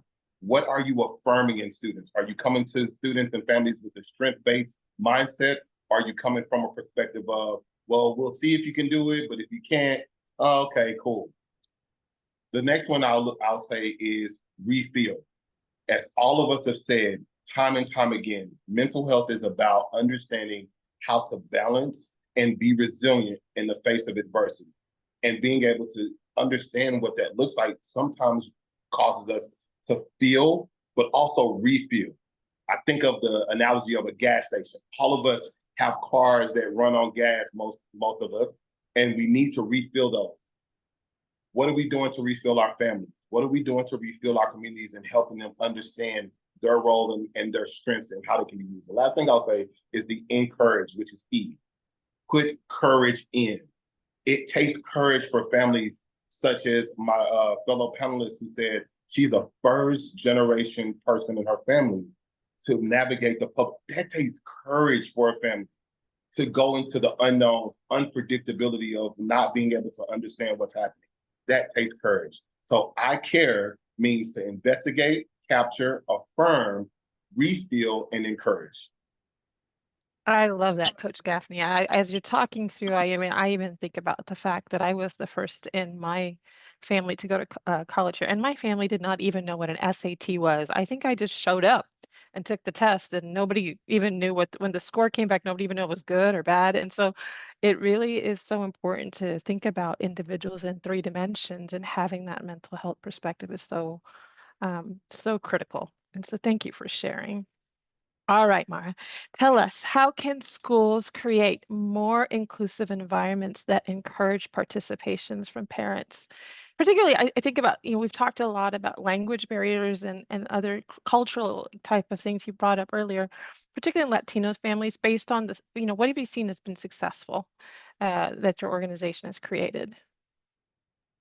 Yeah, just going back to what you said earlier, like Latinos are at the forefront of the conversations right now in the education system. And there are definitely a couple of things that I feel school leaders and school districts can do to be able to support involvement from all families, in particular Latino families, and some things that Latinos for Education is championing here in the city of Houston, where the Latino population in public schools is over 50% of the student body. And and also things that we're doing across the nation. And one of those is to create prioritizing, kind of what Coach Gaffney was saying, prioritizing that cultural training, but in this case, cultural competence, right? Understanding your student from the whole student, but also the training teachers and staff to understand the cultural differences of the students and families that we serve, especially as the demographics of students continue to change.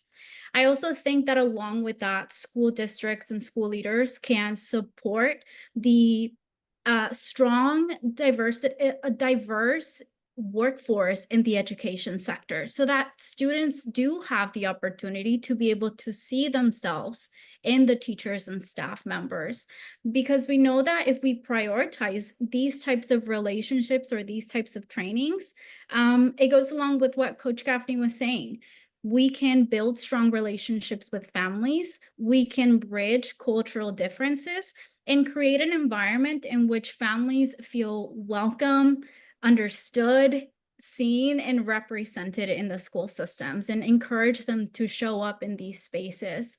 And then another major strategy, which I think with today's technological advancements and opportunities that we have, is creating a language justice space, which is very accessible nowadays, but ensuring that all the communication we send home is in a family's preferred language. So not just for Latino families, but I think I was listening to the superintendent from Tomball ISD, and she was mentioning the number of languages that are spoken within the district. So this is true for every single language, right? Making sure that we can send that communication to families in their preferred language, that we have interpreters at the parent-teacher conferences, that we're not asking students to be able to interpret for their parents during the conversation, that board meetings and school meetings are have simultaneous interpretation available so that parents can become fully engaged in their child's education.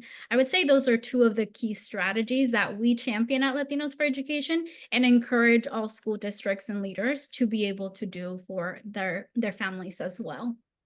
I love Mata that you talk about, I talk about it in corporate America because I'm a diversity officer for many years, is really about you could see it. If you see it, you could be it. And it is so, we see that in I see that in adults all of the time when we see folks from different ethnic backgrounds and different diversity backgrounds coming into positions of power, how the community comes together and celebrates. And think about that happening as they're adults, what the power it would be as children, having that impact and understanding what they're capable of being at a young age. And so I just kind of, like really tie that back to, Coach Gaffney's I care strategy around that affirmation, right? That it is there are possibilities. That optimism is so important. And them realizing there's a possibility. So thank you. Thank you for sharing. All right, Dr. Carter. I'm super curious about this one. You guys know I'm taking notes here. You see my pen really moving fast. What future trends do you see in parent engagements, to particularly in the growing city like Houston? How would schools prepare to adapt to these changes? Yeah, so I think we pretty much all of us on this call know that there are a lot of things happening in our local education space.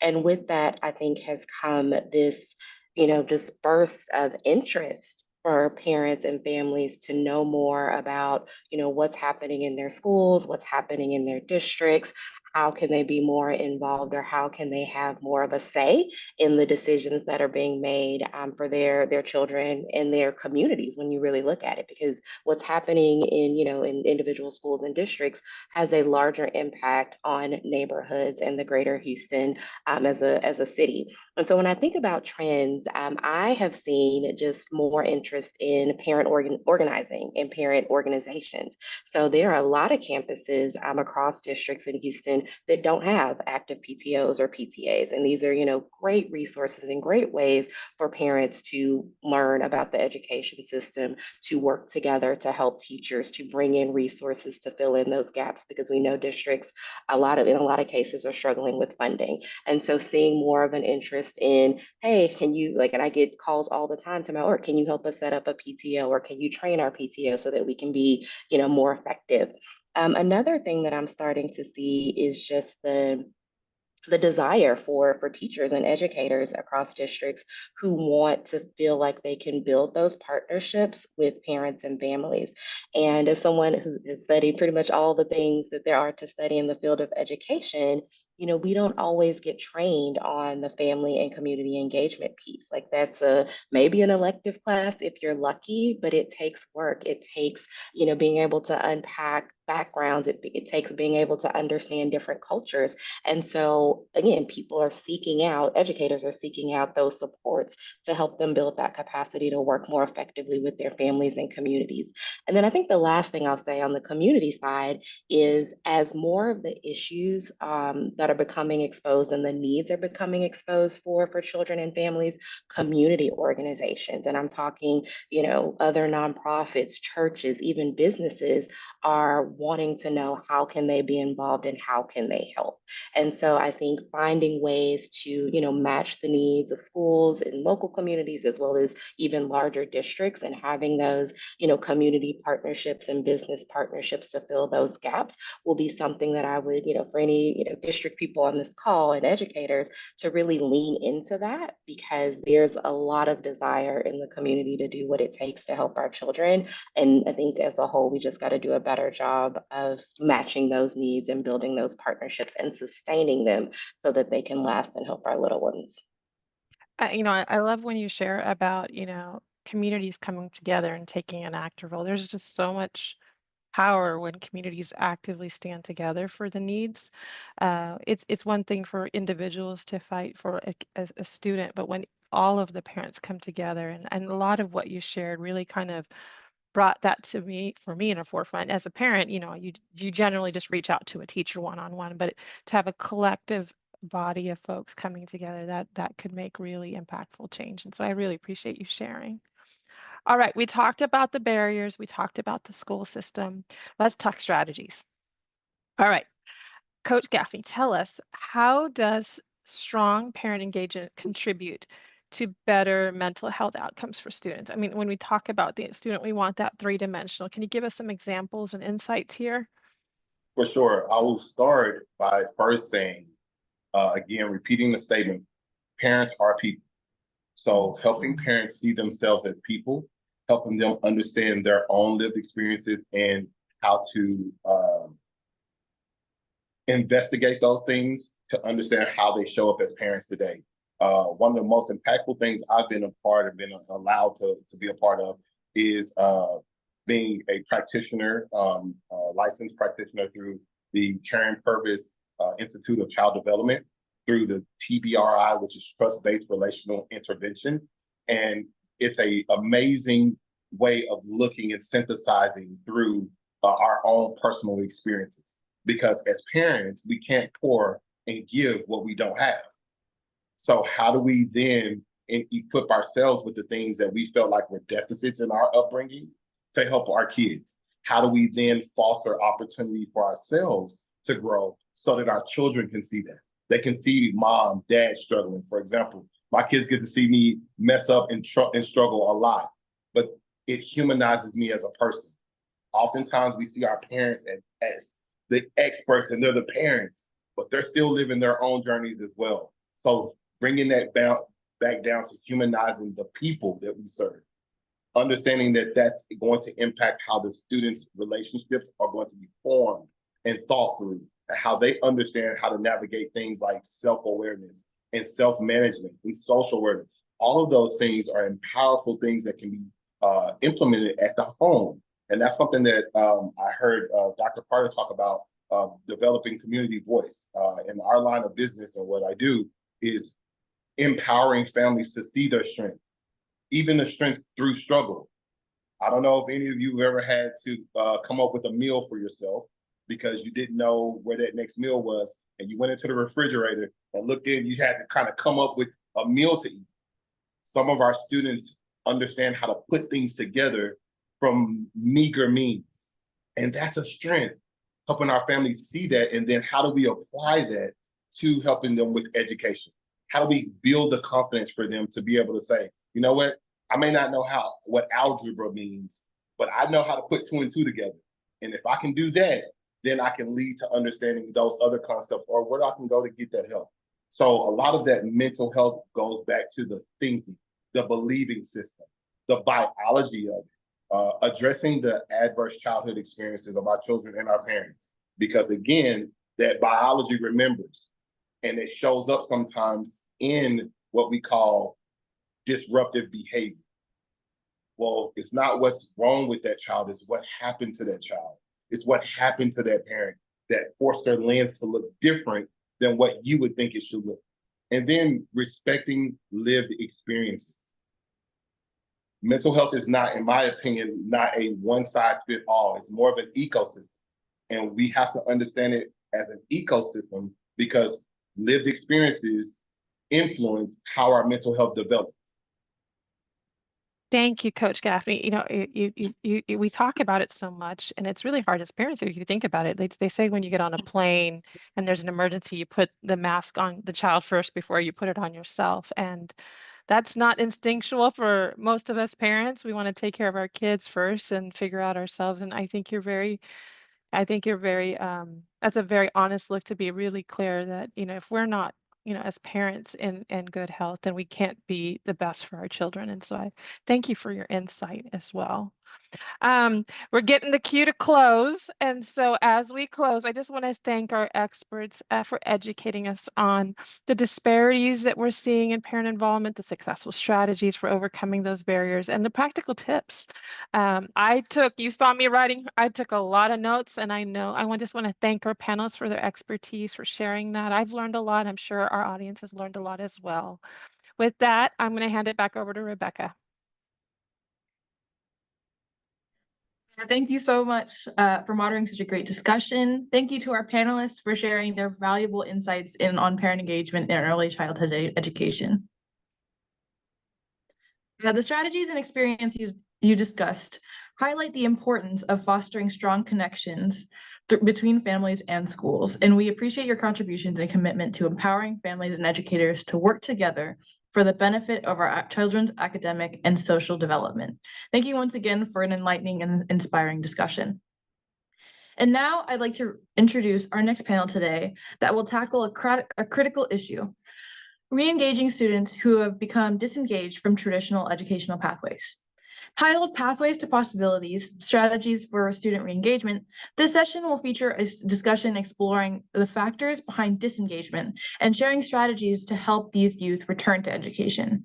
We'll hear personal experiences and insights into current and future legislative impacts, as well as the role of mentorship and community support. Let's dive into this vital conversation and welcome our panelists to the stage. I'm excited to introduce the Chief of School Performance here at Children at Risk, Deanna Del Pilar, who will moderate this conversation today. Joining her is Maria Mendez, Student Advocate at Collaborative Action for Youth, Youth Voice.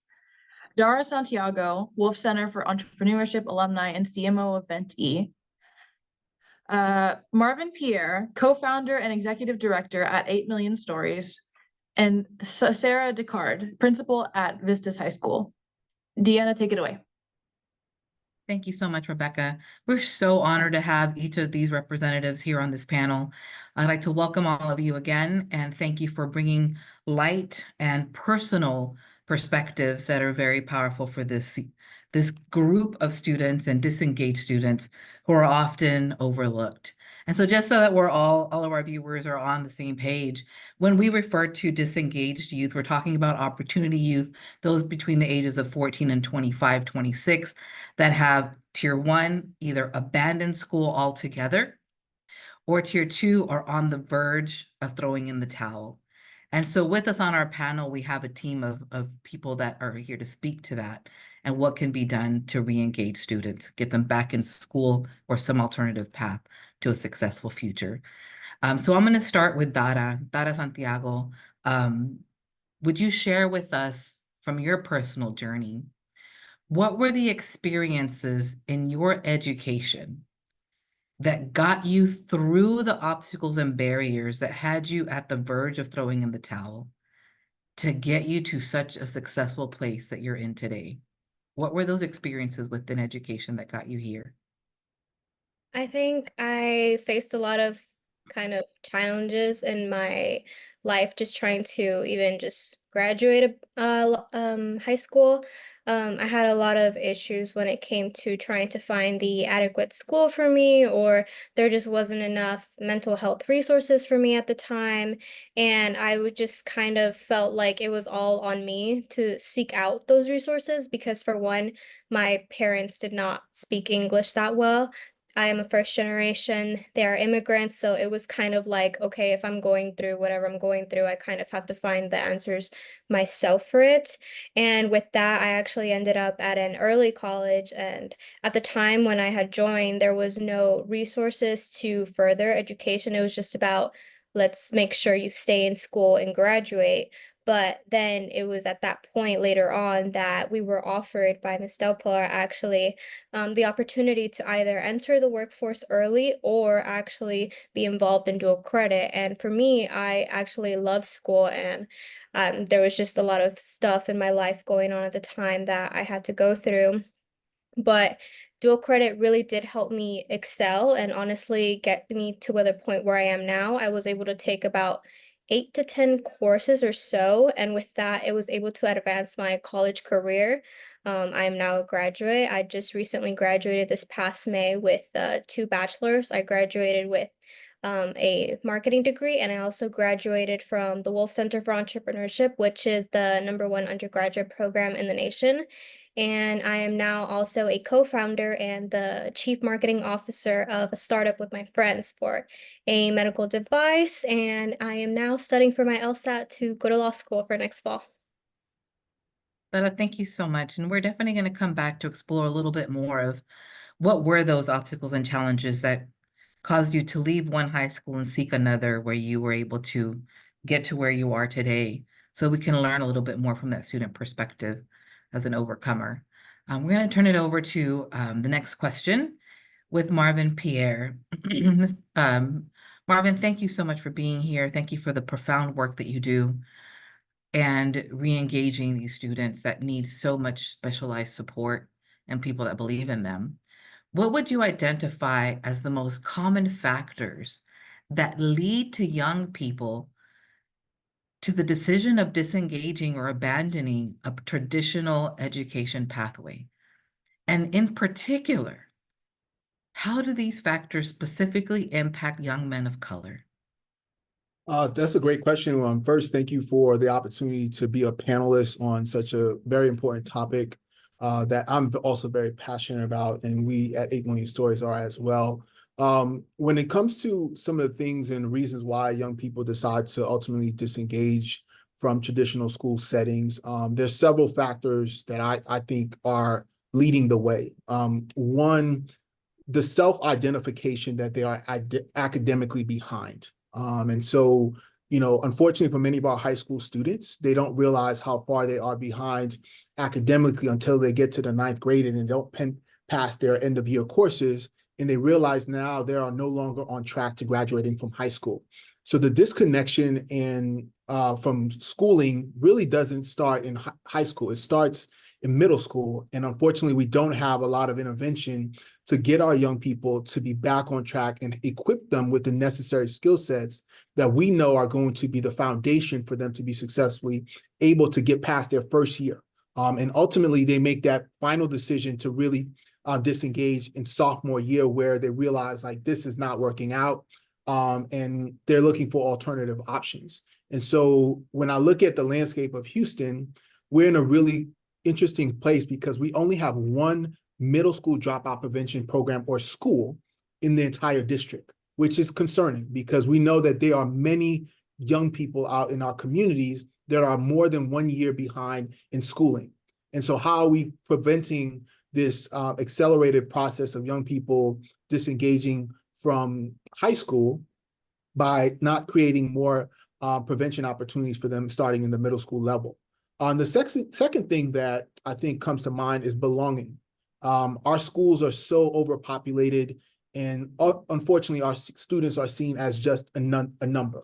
And really, one of the things that we value at 8 Million Stories, and we found to be critically important as to why young people continue to stay engaged in our programming, is that they are seen, right? They're seen not just as a student, but we see all that they bring to our work. All they bring to the culture of the organization and all the skill sets that they bring as well. And I think that is important for our young people more than ever to feel validated and seen in school. And the other thing that I think about too is relevance. What we're teaching in school and what we're showing students as important things that lead to long-term success is critically important. Because a lot of our students, unfortunately, especially when we think about our young men, have not had positive school experiences.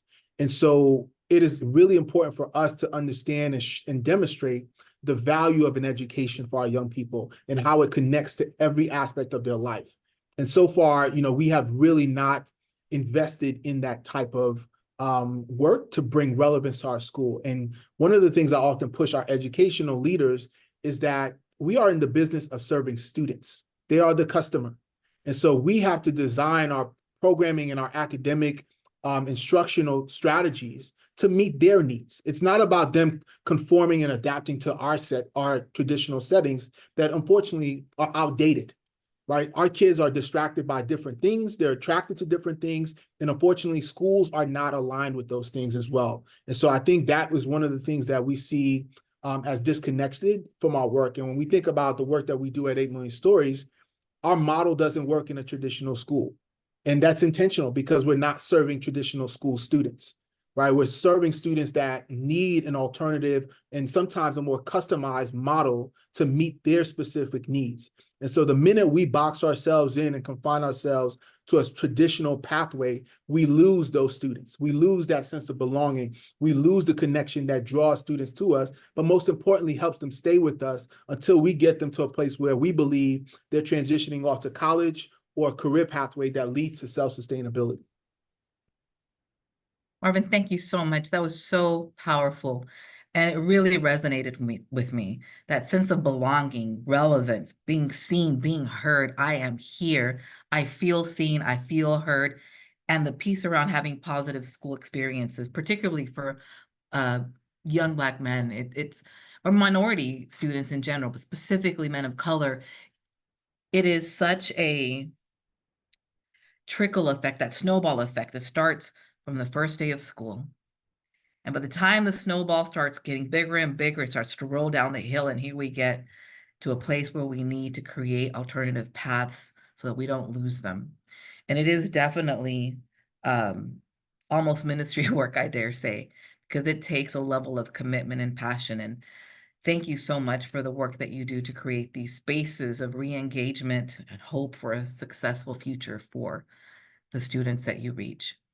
To supplement the programming that you offer, we've got the representation of a campus leader. You mentioned earlier working with campus leaders and really getting them to understand that there has to be a different way, not the traditional way, because that is not working for this group of students. So with us, we have Sarah Decker, and Sarah is the proud principal, the passionate and compassionate leader of a unique campus within the Klein Independent School District. And Sarah, I'm going to turn it over to you to share with us on the we'll consider, you know, a local education agency, a school district that has a vision for doing something very different. Can you share with us what makes Vistas this different setting? What are the strategies and programs that you offer at Vistas to re-engage students and help them have a successful path to a future? Well, good morning. Thank you for having me. Yes, a lot of what Marvin was talking about resonated with me. Absolutely. So Vistas High School is unique. We are part of Klein ISD. And so we have what we refer to as 3 paths to promise, where we are a promise to purpose district. And 2 of those run during the day within our building. We are a tiny building. We're like a circle. We're smaller than any elementary school. We typically house about 170 students. And we get our students from the 5 high schools here in the district in what we refer to as traditional vistas.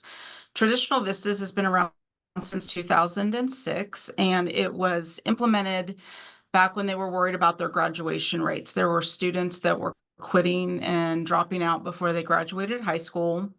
And so that program, we take students in, they generally are behind in credits. I mean, we will have 17-year-olds come to us that have 5 credits and they're looking for the opportunity to graduate at some point. And sometimes, like Marvin was talking about, that freshman year is when they start to realize, oh, I can't just go to my sophomore year. I have to earn the credits. I have to pass. And so it starts that burden on them of, well, I'm not progressing, so why bother? And so they come to us asking for help to graduate. So the way we're set up, because we are so small, we also have small class sizes. So our biggest class size is 15. Usually our older students, there's only maybe 10 students in a class. So you take students who have a long history of not being successful academically, and you put them into these small class sizes, and relationships and connections are our #1 priority. And students oftentimes when they come in will talk about feeling invisible. I raise my hand and I don't get help, or I'm afraid to raise my hand. I don't want to appear stupid. So they get into our school and they're in these small classrooms and they feel comfortable asking questions. They feel safe to fail. It's okay because they're learning. And all of a sudden they start little by little feeling success, and then it grows from there. We are set up on a term system, so we run 9 weeks at a time, but we're in block scheduling, so they're in 90-minute classes. So again, I was a math teacher, so I would have killed for a 90-minute session with students, because you just need that time with them for them to really understand and master the material. And so, but the 9 weeks is also nice because it's over right at the time when the kids are just like, I can't anymore with the class. I'm ready to be done with it. I don't like biology. I need it over with. Well, guess what? It's over. So that's our traditional program. We also have an early college, which we're going into our 4th year. We're going to have our first year of seniors. That early college, we do recruit from 8th grade, and we get students in.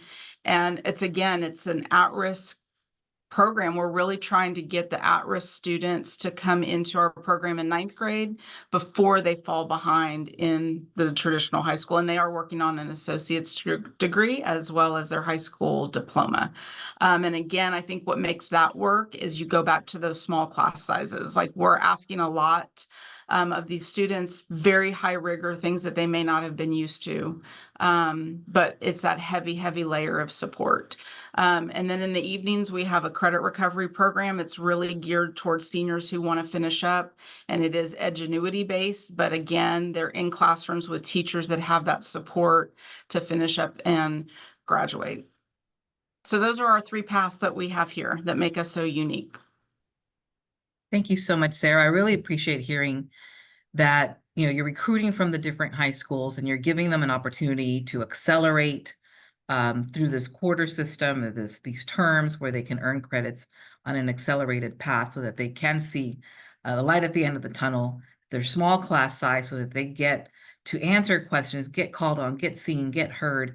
And that not only is there this opportunity for an accelerated track, there's also an opportunity for early college dual credit for at-risk students who might be more along the lines of, a tier 2 opportunity youth, not seeing a purpose in a traditional high school setting, but knowing that they have a place where they can engage in dual credit. It's free to them, and there's a potential to have more direct support. Also helps keep students that might have not even graduated from high school not only engaged, but potentially graduating with up to an associate's degree. So this has all been very wonderful. And I want to get another opportunity for student voice. We have Maria here with us as a youth advocate, also elevating student voice with us. And so I want to turn it over to Maria. And Maria, I'd like for you to talk to us a little bit about what you believe are some ways that education systems or non-traditional organizations that are trying to get students to come back to school. What are some ways, in your perspective, that we can bring students that abandoned school? A lot of students left school during the pandemic. They couldn't do online, gave up, started working, and then didn't come back.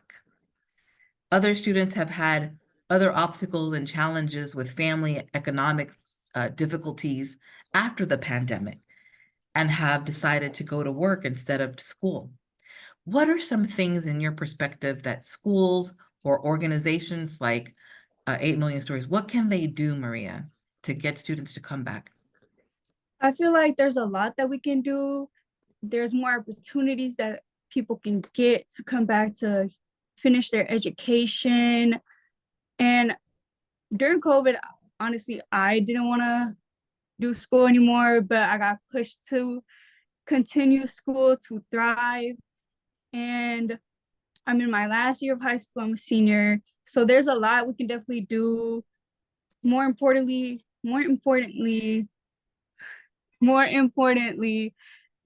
I feel like we can give people more opportunities to engage themselves. And give me 1 second. Okay. Oh, you have a fur baby. Okay. Yes, a cat and a dog. Cat sitting. But there's more opportunities. I feel like I wish I had, I would say, my junior year, because of the TA takeover. It definitely impacted my mental health a lot. I feel like if there was more people that was hands-on with education and mental health. So honestly, that's what I feel like. If there was just more opportunities for people to join back school, like the GED programs, all of that and whatnot. Maria, thank you so much for bringing up mental health and other opportunities such as a GED that are not traditional high school diplomas. I'm going to bring it back to circle back around to hear another voice and take that up back to the past a little bit. That you heard Maria talk about mental health.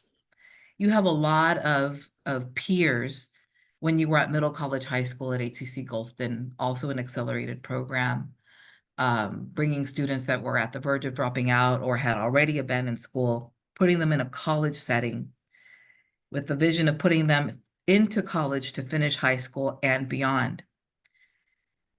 From your memory, can you talk to us about the role that mental health played as an obstacle and a barrier to student success? I think the way that mental health played a role in specifically the high school that I graduated from is kind of me just at first hand being exposed to a lot of people with a lot of different ideals or what they kind of had in stone for their life.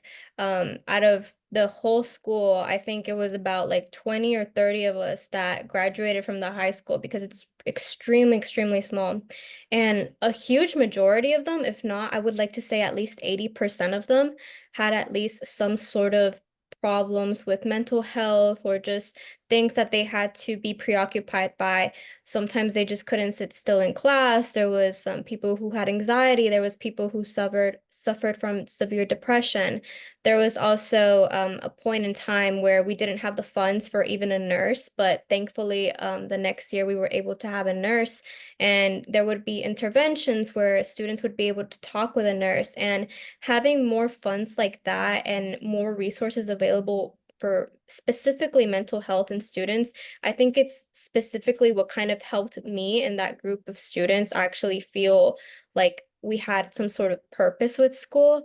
And out of that whole graduating class, from what I remember, a lot of them had a lot of stuff that they had to be preoccupied by, such as having to like support for their family or having to be preoccupied with thinking, how am I going to pay the bills? Because maybe they didn't even have their parents here, or they just physically could not and mentally could not be there because they had other things to worry about. But yeah, that's kind of what I would say I would remember. And I'm glad that the people who did get the mental health resources that they wanted or needed were able to actually continue on with their education, or if not, join the workforce early on. And I'd like to say that I think about just 5 or 6 of us even decided to go to college, but it was because of those resources that kind of alleviated us and helped us Get through. Thank you so much, Zara.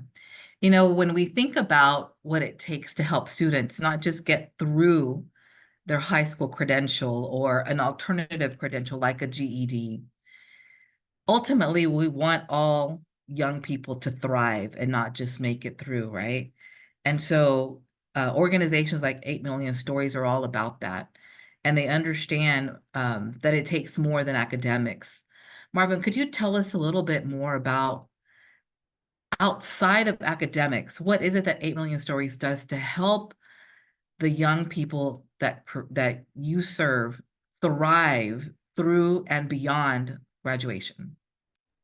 Yeah, that's a great question, and I think it's the cornerstone of our work. One of the things that we think is the secret sauce of the work is not just the academics. I think they can get that anywhere, but it's the support services that most of our schools can't offer students. And we like to consider ourselves as a community school, right? Where I think it's a great model for many of our schools and our districts to explore.